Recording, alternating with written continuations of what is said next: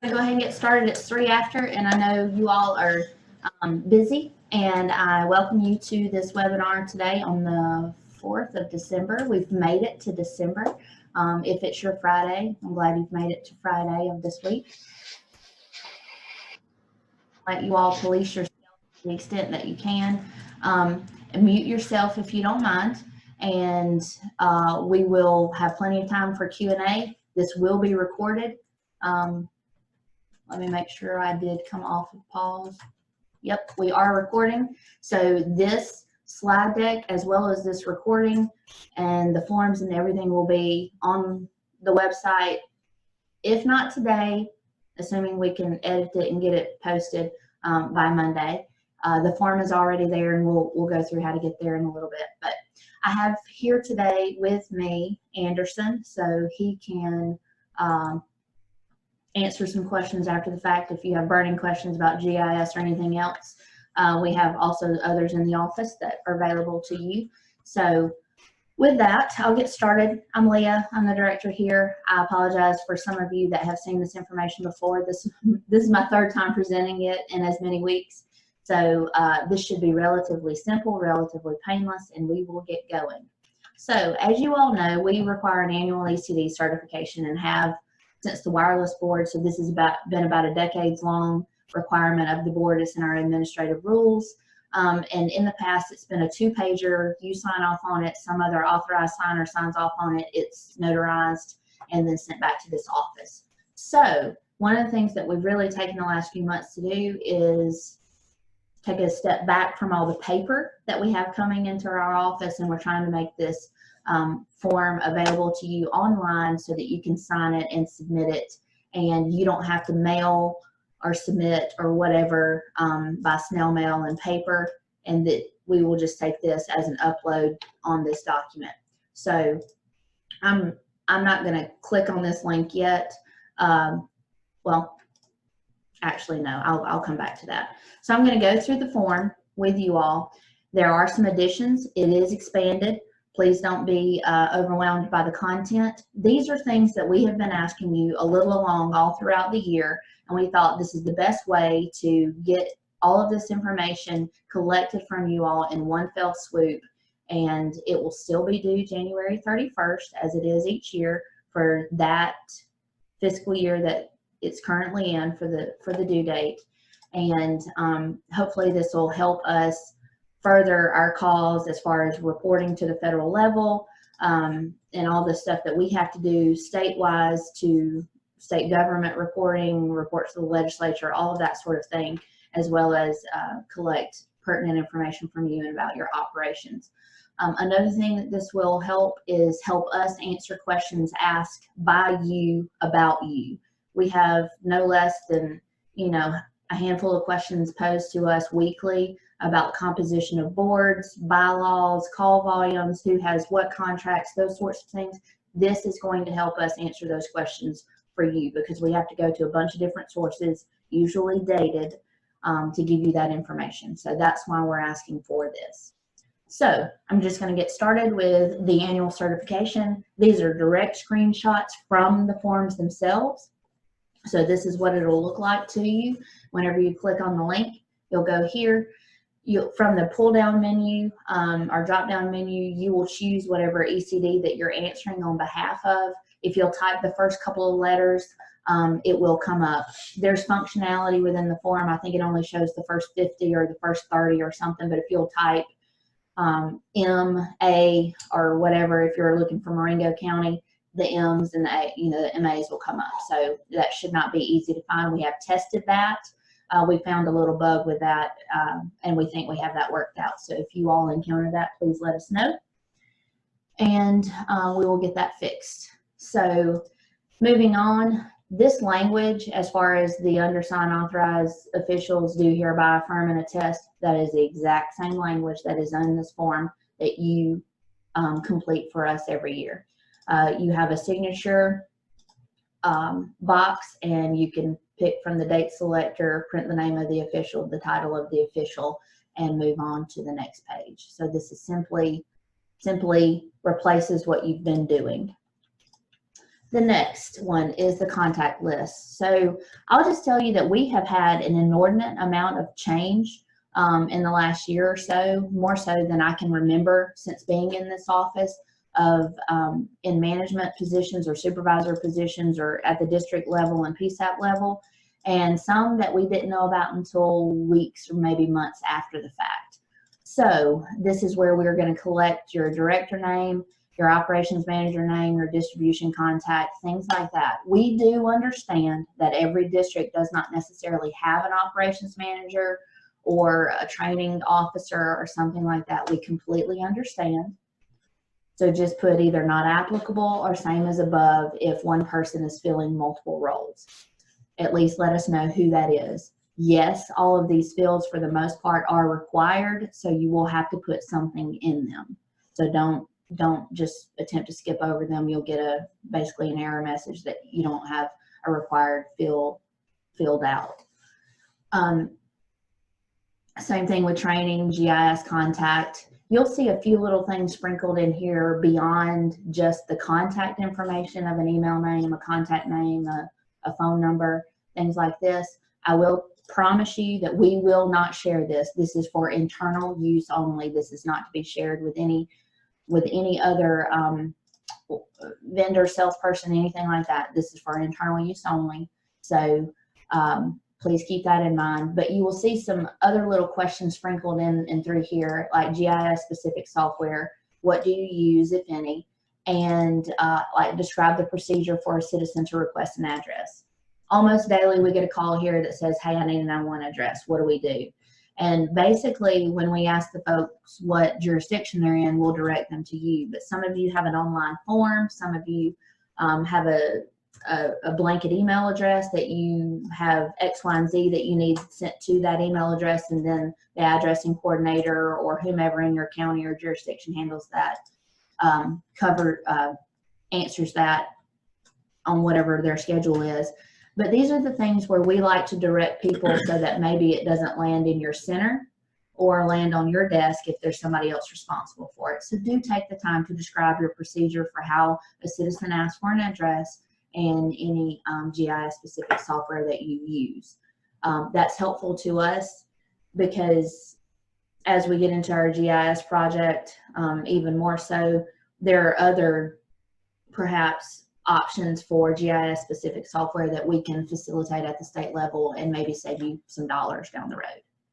So moving along, PSAP information. We know that there are primary PSAPs within some of the districts, a handful of the districts. Not all districts are just single PSAP jurisdictions.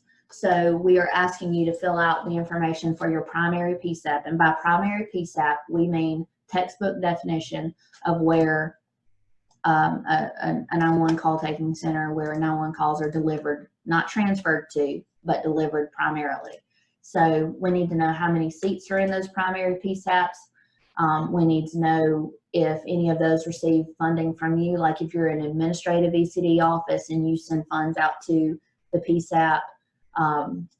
We just need a brief description of how that works for you guys in that jurisdiction. We understand that some of you have up to 6 PSAPs in your county under the ECD, so we're just asking you to separate those by commas, and we'll sort all that out in these fields. If you prefer to have or already have this listed in a spreadsheet or something somewhere, you have the ability in this box to just upload it. Instead of just typing free text in all these fields, you can just upload it. Whatever your preference is, whatever your ease is. Same thing with secondary PSAPs in the district. As we get into the training, if there's ever some sort of mandate, we need to know who we're talking about, how many we're talking about for Telecommunicator Week when we send goodies out to you all. And these are some of the things that we need to know, and we're trying not to ping you on a short time frame throughout the year. So basically, this is what we need to know as we move forward with making 911 more efficient in the state of Alabama. We really ask you to please take the time and answer this information about primary or secondary PSAPs.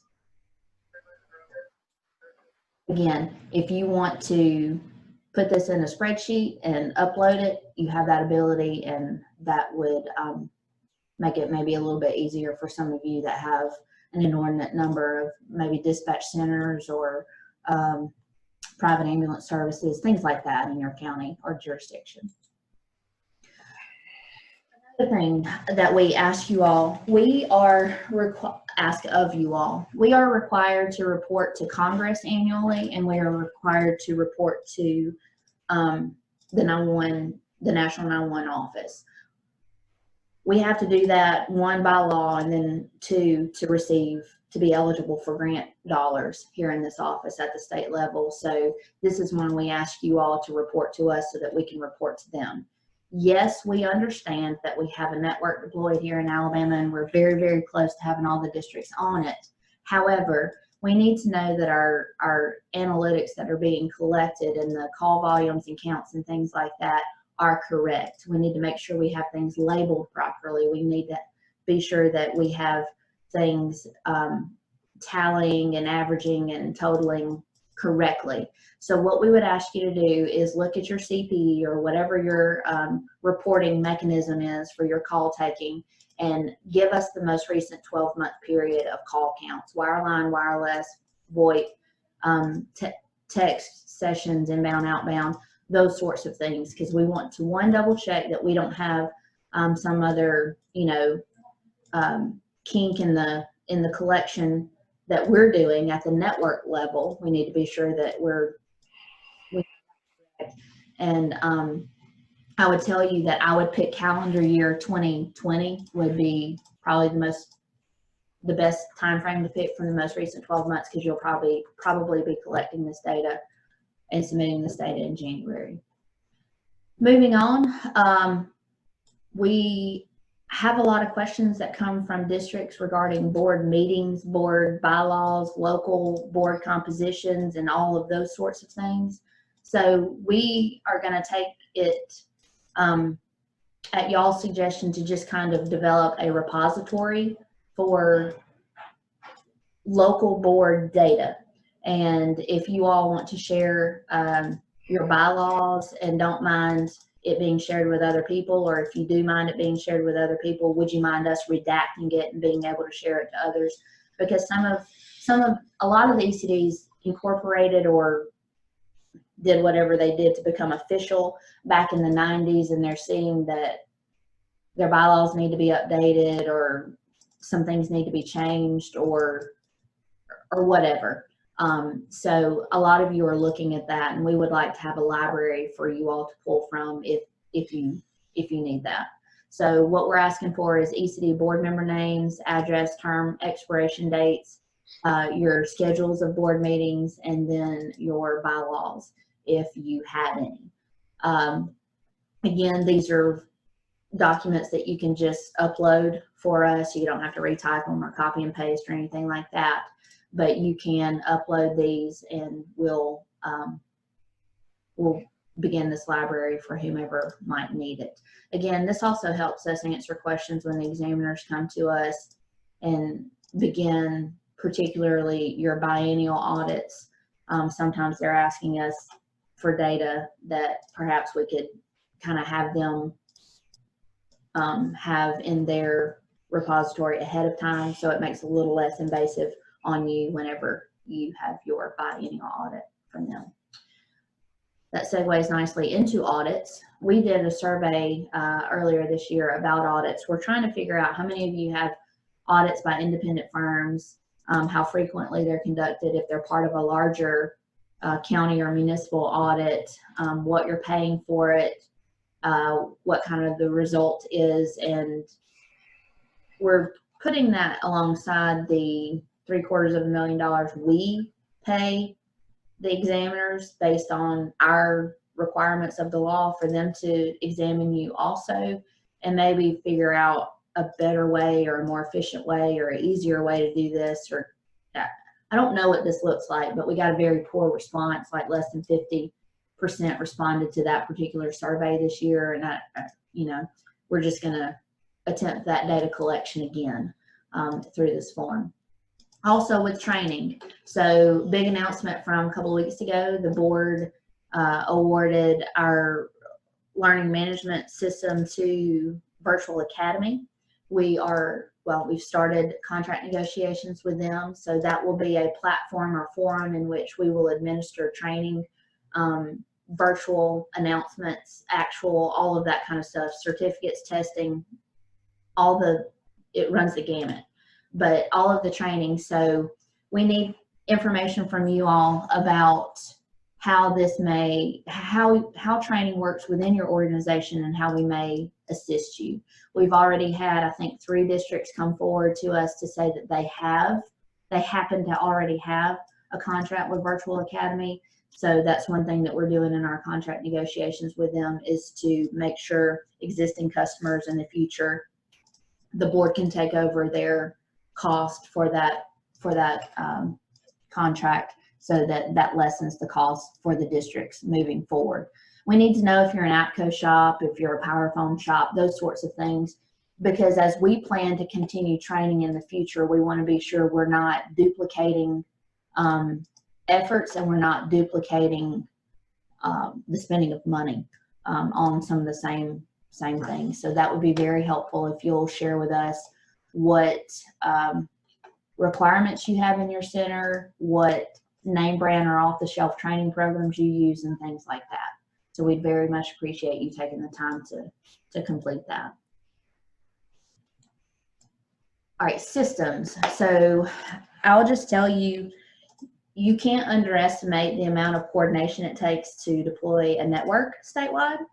And one of the biggest things that we have had an issue with is to coordinate with CPE vendors, CAD vendors, recorder vendors, etc., as we have deployed the engine network. While the engine network is built out to all of the 911 centers and MEVOs are in place, we still have less than 10 PSAPs that need to be brought onto the network, and we're almost there. But I will just tell you, this is one of the things that has cost us a significant amount of time in the deployment of the network, is trying to coordinate and collaborate with all of these systems providers that you all have. So what we've taken here is we've asked, what call taking platform do you use? Is it Motorola, Vesta, ECW, Solacom? Who maintains it for you? What CAD system do you use? What version is it? Who maintains it? Do you have integrated mapping?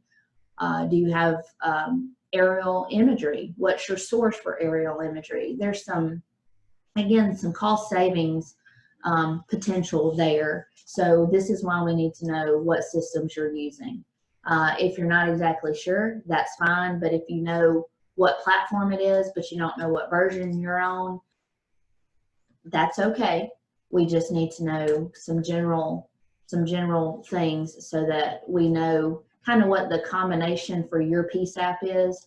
It helps us troubleshoot when there's a problem at the network level, and it helps us connect like PSAPs that might be experiencing some of the same issues or some of the same problems that they might like to collaborate together and figure out what comes next. So again, this is for your CAD, your CPE, your recorder, your mapping. I think that's all. But systems related wise, we'd like to know what you're using, and if you want to add how it's working for you, we'd love to hear that too, because a lot of people are on any given day having to figure out where to go next from whatever CAD they've been using or whatever CPE refresh or change. As technology has changed and the network has been deployed, you have a lot more options. You have a lot more cost-effective options with some of these systems. So it would be very helpful to know what you have and how we can direct traffic in and among you, for you all to explore what your options are. And then you get to the all important submit button and send it our way. So I don't know, that was 5 or 6 screens worth of information. I don't think it's very overwhelming.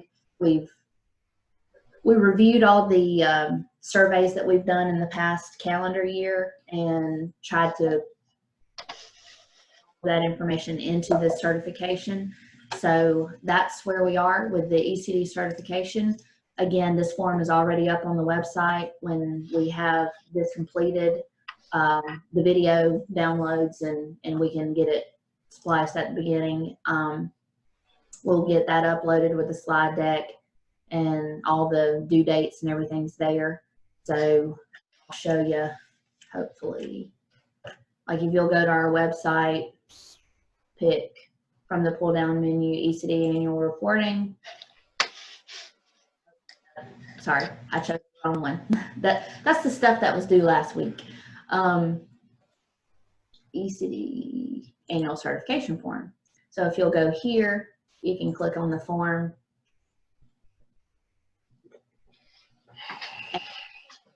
See that this is the form, directly what I just showed you. Scroll down, hit submit, and you're good to go.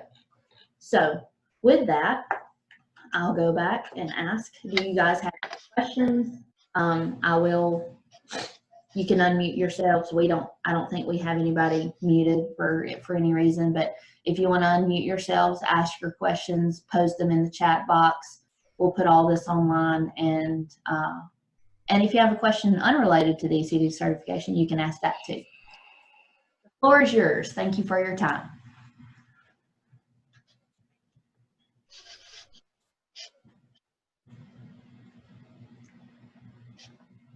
The due date is going to be the same. It'll be January 31st as it is each year. So January 31st of 2020 for everyone. Like I said, it is available now. So.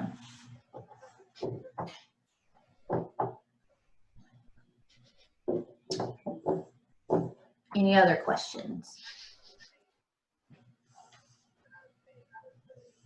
Okay. Again, we're here for questions, even if they're not ECD certification related. So.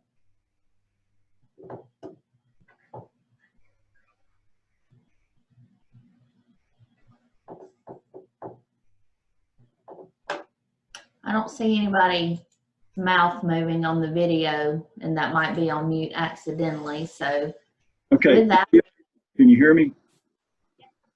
Leah? Is this new form going to be the form that has to be turned in next year for January? Is that right? Yes, sir. January 31st.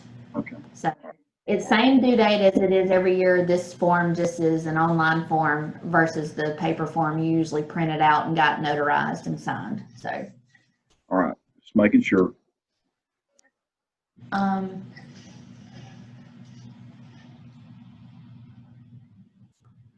We have another question. My employees were certified with the 40-hour course requirement some time ago. How often should they be recertified? Depending on what the name brand of the certification is, APCO, well, a lot of them require X number of CEUs over a certain amount of time, and typically the recertification is at least every 2 years for most name brands that I'm familiar with. Similarly with the Alabama EMD program, which is not the 40-hour basic course, but we have CEU requirements in that time frame as well. So it wouldn't hurt to refresh or recertify at least every 2 years, and some programs do have a requirement even more frequent than that. I don't know of one that has one of less than 12 months. You should have them recertified at least. Somebody else asking. What if they pass the 2-year recertification? They need to start over. And it depends on what name brand you use, but yes, typically we have found with APCO, even with our EMD certification and things like that, yes, you likely have to start over because it did lapse. They view it as this never had it. So can you this form in pieces, or does it have to be completed in full? You would need to gather all of your information and upload it at once, Ms. Margaret. So because we have the components here in front of you, and you can visit the form as often as you need to, go ahead and gather all of the data and have it available to you whenever you want to sit down and fill it out and go ahead and upload it. So be completed in full. You can't submit the form partially. You can submit the form more than once, but there are a lot of required fields. Chief, you asked, did I understand there will be 911 board funding for our personnel for virtual academy? So let me ask this, Chief, do you all know, are you already virtual academy users? Hey, no, we're not right now, but we're looking into it for our whole police department. But you know, I mean, I realize you wouldn't be, if you were paying for it, you wouldn't be doing that. But I'm talking about that would be great if you did. But for our 911 personnel. Yes, sir. Yes, sir. We will. The board will fund it for 911 personnel for virtual academy. So do not duplicate that cost. At your level, we will be paying for that. Again, we're negotiating contract with them now. I think Monday or Tuesday, I think it's going very well. So we actually anticipate having a contract very quickly with them.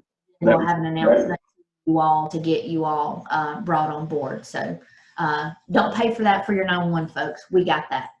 Okay. So. Thank you very much. Julia asked, can you print the form once it is complete? Yes, you can. And I will just tell you, it's ugly. I don't know how else to say. The way that we use the DocuWare, which is the platform we're using to collect this information, it looks nice to fill out, but when you print it, it's not pretty, but you can print it. So.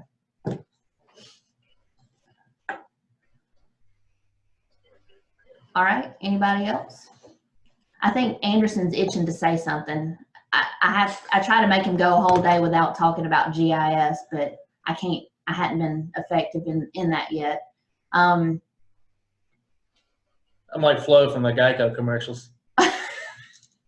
Oh Lord. Anyway, he does have something to say about GIS, specifically for those that have uploaded data into FTP. So I'll let him have that, and I'm going to sit here for a little while longer if you come up with something. So. Thank you. So we've had 42 ECDs submit data to the FTP portal. Data mark is finished. 42, y'all. I just have to tell you, I'm really proud of that. That's nearly 50%. That's one of the best responses in this time frame we've ever gotten as far as data submission. Okay. So 38 have data mark has completed the gap analysis part 1 reports. So if you're one of those 42, I'm assuming data mark will finish the other 4 swiftly.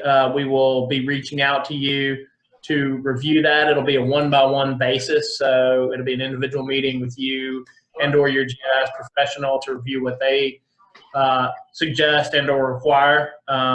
You know, at the NENA quarterly meeting, I gave an example of what that report looks like. Your report will be individually tailored to your GIS data.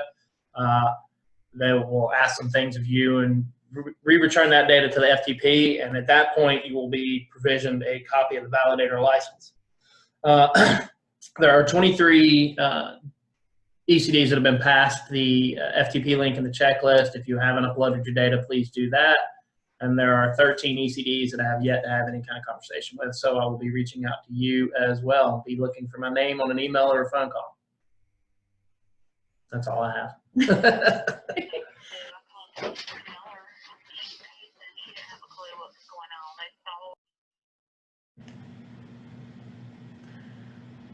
All right. Any other burning questions, guys?